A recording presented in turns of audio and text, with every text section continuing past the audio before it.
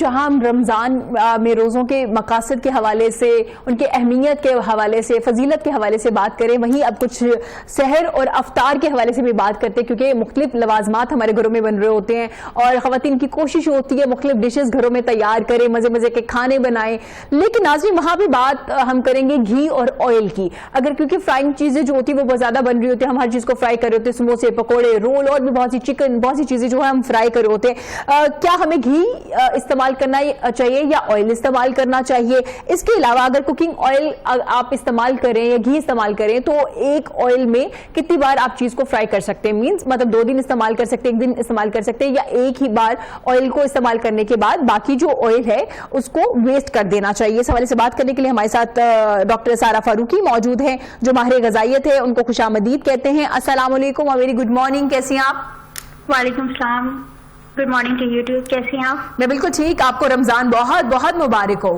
आपको भी बहुत मुबारक। शुक्रिया। सारा, क्योंकि सारा किस होती है ना, हमारा दिल करता है दस्तरखान भरा हो और तमाम लवाजमात हम बनाएं, वहीं पे जो है फ्राई करने वाली जो चीजें होती हैं वो बहुत ज्यादा होती हैं, तो घी का इस्तेमाल करना चाहिए या ऑयल का इस्तेमाल करना चाहिए?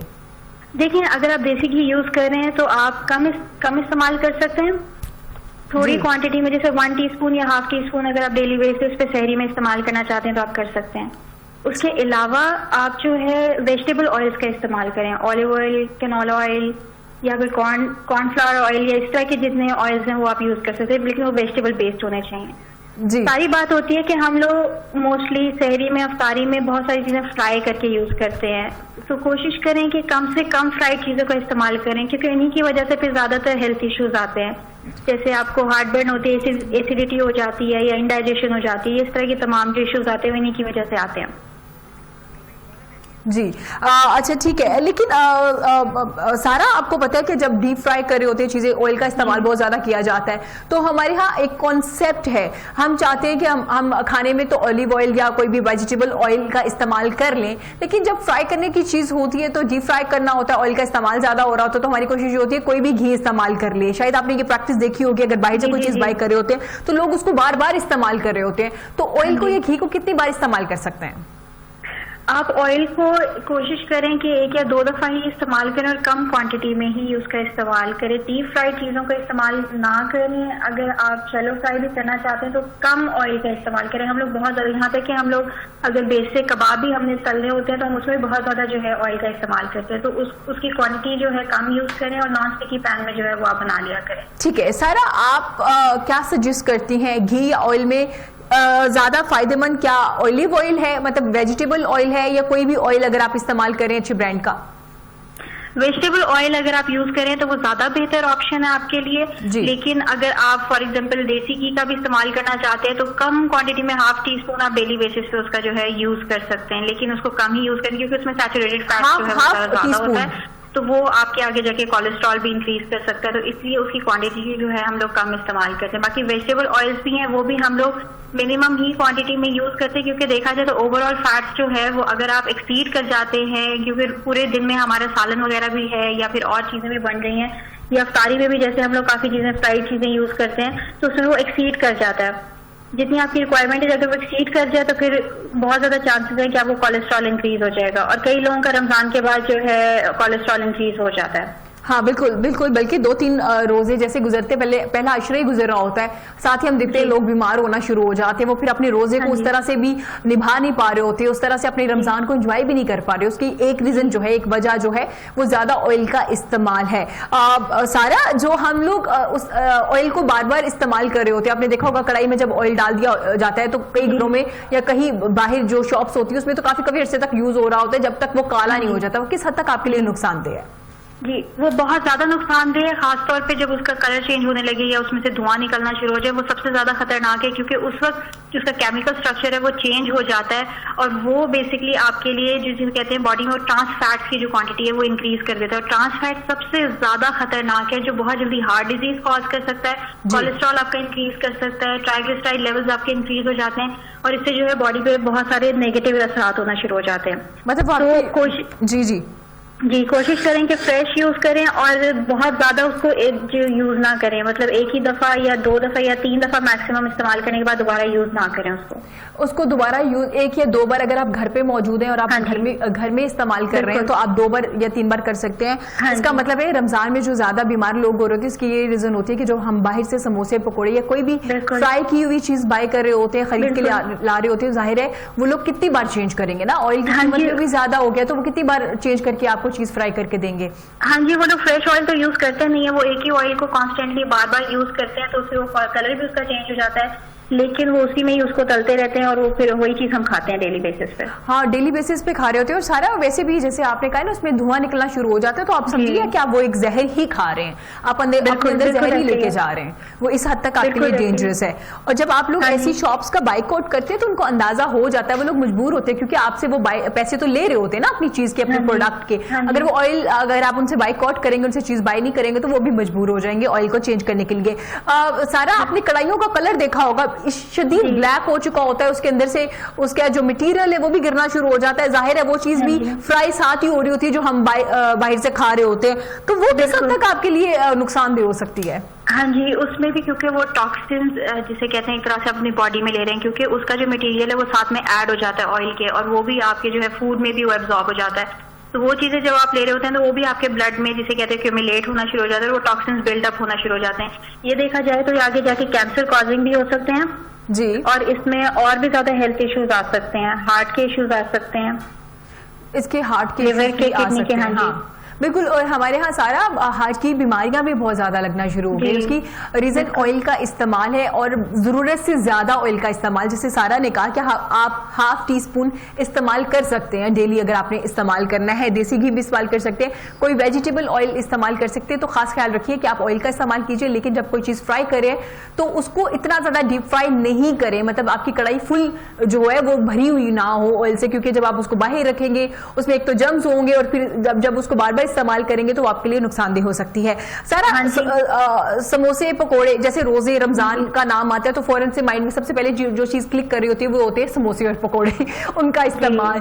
तो आप अगर समोसे या पकोड़े खाना चाह रहे हैं और आप घर में फ्राई करें, घर में मटेरियल बना रहे हैं, तो आप कितने ले सकते हैं, क्वांटिटी कितनी होनी चाहिए, या आपको इस्तेमाल नहीं करना चाहिए, वीक में 2-3 बार या 2-3 रोजों में इस्तेमाल कर ले?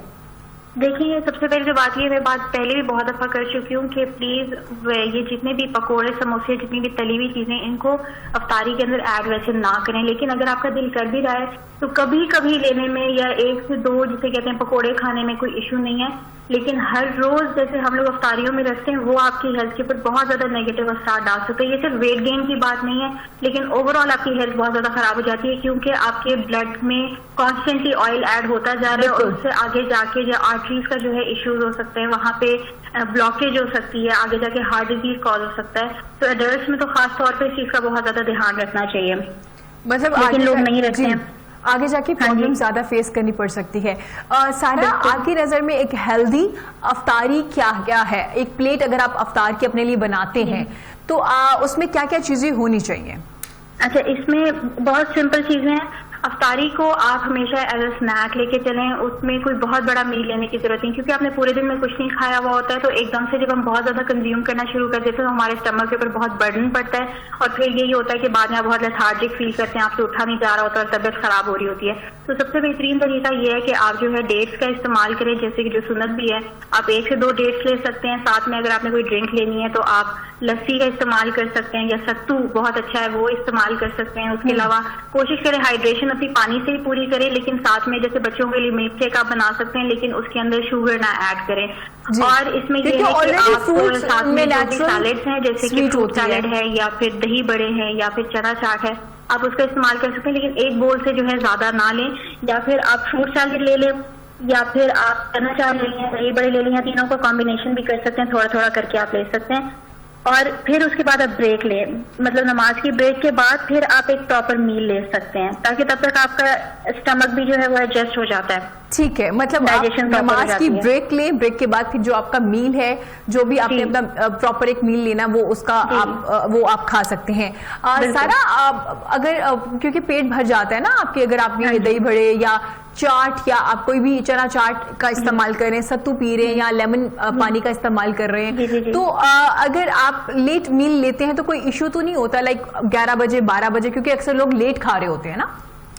हाँ, उसमें ये है कि अगर आपको लेट भूख लग रही है, जैसे खाना खाने के बाद भी आपको भूख लग रही है, कई लोग स्नैकिंग करते हैं, तो वही सारी चीजें रिपीट करने की जरूरत नहीं है, क्योंकि फिर से वही बात है कि आप ओवर ईटिंग कर जाएंगे और फिर वेट गेन हो जाएगा। ज्यादातर रमजान में वेट गेन करने की एक रीजन भी होती है कि हम लोग खाने के बाद भी कॉन्स्टेंटली खाते रहते हैं, तो उसमें कोई छोटा स्नैक आप ले सकते हैं, उसमें आप नट्स का इस्तेमाल करें या फिर फ्रूट्स का इस्तेमाल करें, 1 से 2 फ्रूट ले लें जब आपको भूख लग रही है। हम लोग क्योंकि बोर भी हो रहे हो तो हम उस सूरत में भी जो है बार बार कोई ना कोई चीज हम लोग खा रहे हो, तो पता है कि किचन में पड़ी हुई है तो हम बार बार जाके इनटेक कर रहे होते हैं। सिर्फ उस सूरत में इनटेक करें जब आपको सच में भूख लगी हुई है, तो उसमें भी यही है कि स्नैक्स का आप इनटेक करें। दूध आप पी सकते हैं, उसके अंदर थोड़ी सी आप हल्दी ऐड कर लें तो वो हेल्थ के लिए बहुत अच्छी हो सकती है जी। उसमें बहुत एंटी इंफ्लेमेटरी प्रॉपर्टीज है, तो डेली बेसिस पर अगर आप मिल्क में थोड़ा सा हल्दी ऐड कर लेते हैं तो वो भी आपके जिसे कहते हैं कि बहुत ज्यादा आपके लिए हेल्पफुल हो सकता है। हाँ बिल्कुल, और एक ये चीज प्रैक्टिस भी बहुत गलत है, जो आप दूध के अंदर कोई भी ड्रिंक ऐड करके उसको दूध सोडा बना लेते हैं और जब उसका इस्तेमाल करते हैं वो आपके लिए बिल्कुल अच्छा नहीं होता। ऐसा है सारा? हाँ जी, बिल्कुल ऐसा ही है। दूध सोडा तो हरगिज नहीं लेना चाहिए। सारी के टाइम बहुत सारे लोग दूध सोडा कंज्यूम कर रहे होते हैं, ज्यादातर उनको एक नेशनल ड्रिंक बना दिया गया है। ऊपर से आप दूध में से ऐड कर देते हैं तो उसका कैल्शियम भी खत्म हो जाता है और वो आपकी बॉडी में जो उसको फायदा देना चाहिए वो आपको वो भी नहीं देता, उल्टा वो आपको नुकसान देना शुरू हो जाता है। बॉडी से जो आपकी बॉडी के अंदर जो कैल्शियम है उसको भी बॉडी से वो एक्सक्रीट आउट कर देता है, बाहर निकाल देता है। ठीक हो गया, ठीक है, वो आपके लिए बेहतर नहीं होता। बहुत शुक्रिया सारा आपके कीमती वक्त का। सारा ने जैसे कहा कि आप ऑयल का इस्तेमाल कीजिए और ऑयल को भी 2 या 3 बार इस्तेमाल ना कीजिए। अगर आप घर में इस्तेमाल करें, कोशिश कीजिए जो फ्राई चीज़ें हैं वो डीप फ्राई ना कीजिए। पकौड़ों का इस्तेमाल कम से कम कीजिए, क्योंकि अगर आप बार बार इसको इस्तेमाल कर रहे होते, बार बार ऑयल का इस्तेमाल कर रहे होते तो आपके लिए ठीक नहीं है। जो लोग हार्ट पेशेंट हैं उनके लिए स्पेशली ये कहा गया है कि आप ऑयल का इस्तेमाल ज़्यादा ना करें, स्पेशली रमज़ान में, क्योंकि आप रोज़े भी रख रहे होते हैं, सारा दिन आपने कुछ खाया नहीं होता, उसके बाद अफ्तार में अगर आप बहुत ज्यादा ऑयली चीजें खाते हैं तो वो आपके लिए ठीक नहीं होती। इसी वजह से हम देखते हैं 3 या 4 दिन के बाद बहुत से जो मरीज होते हैं वो डॉक्टर क्लिनिक्स पे पहुंचे होते हैं, डॉक्टर्स के क्लिनिक्स पे पहुंचे होते हैं कि जी हमें ये प्रॉब्लम हो गया, हमें तजाबियत हो गई, हमें ये प्रॉब्लम हो गया, डाइजेस्टिव जो सिस्टम है वो सही से काम नहीं कर रहा। तो उसकी रीजन सिर्फ यही होती है। अपने रमजान को, अपने रोजों को सादा, अच्छा और फायदेमंद बनाइए। जितना आप सादा गजा लेते हैं, एक तो डाइजेस्ट करने में अच्छा होता है, दूसरा आपको वैसे भी हल्का हल्का फील हो रहा होता है। आपने पानी का इस्तेमाल ज्यादा करना है, पानी का इस्तेमाल जितना इंटेक करेंगे, क्योंकि आप सारा दिन पानी नहीं पी रहे होते। जब आप अफ्तारी कर लेते तो कोशिश कीजिए 2-2 ग्लास 3-3 ग्लास करके आपकी बॉडी में जो पानी की जरूरत है उसको जरूर पूरा कर लीजिए। अगर आप उसको पूरा नहीं करते, डिहाइड्रेशन हो सकती है। तो कुछ चीजें ऐसी हैं जिनका खास कर सकते हैं। जितने भी माहिर ग़िज़ाइयत जिनसे हमारी बात हो रही होती है डेली, उनका यही कहना है कि अगर आप रमजान में आपका बहुत दिल कर रहा है, क्योंकि इतना खूबसूरत महीना, इतना बाबरकत महीना, इसमें दिल कर रहा होता है कि अल्लाह की जितनी नेमतें हैं उनका इस्तेमाल करें, उन्हें खाएं, उनको एंजॉय करें। यकीनन उनको इस्तेमाल कीजिए, उन्हें खाएं, उन्हें एंजॉय कीजिए, लेकिन क्वांटिटी का खास ख्याल रखिए। अगर पकोड़े समोसे बहुत ही दिल कर रहा है और आपको लग रहा है कि अफ्तार आपका नहीं कंप्लीट हो सकता उसके बगैर, तो आप उसका इस्तेमाल कर सकते हैं, लेकिन उसमें जो क्वांटिटी है वो बहुत कम होनी चाहिए। जैसे 1 या 2 पकोड़े, वो भी घर में जो बने होते हैं, क्योंकि आपकी जो माएँ होती हैं या बहनें होती हैं वो बड़े खास ख्याल रखते हैं कि कौन सी वेजिटेबल उसमें इस्तेमाल हो रही है, वॉश की है यानी कि बेसन कैसा है, तमाम तर चीज़ों का खास ख्याल रखा जाता है। स्पेशली ऑयल का भी इस्तेमाल जो है वो देखा जाता है कि अगर ऑयल अब इस काबिल नहीं रहा कि उनका दोबारा इस्तेमाल किया जाए तो उसको वेस्ट कर दिया जाता है। तो जनाब, अगर अपने घर में समोसे या पकौड़े बना रहे हैं तो उसका इस्तेमाल कम कीजिए। 1 या 2 समोसे छोटे समोसे जो घर में होते हैं ना, 2-3 समोसे आपने बड़े समोसे नहीं खाने, छोटे वाले, और पकोड़े जो है वो भी कम खाइए। नाज़रीन, यहाँ वक्त छोटे से ब्रेक के बाद हाजिर होंगे। देखते रहिएगा पाकिस्तान के साथ।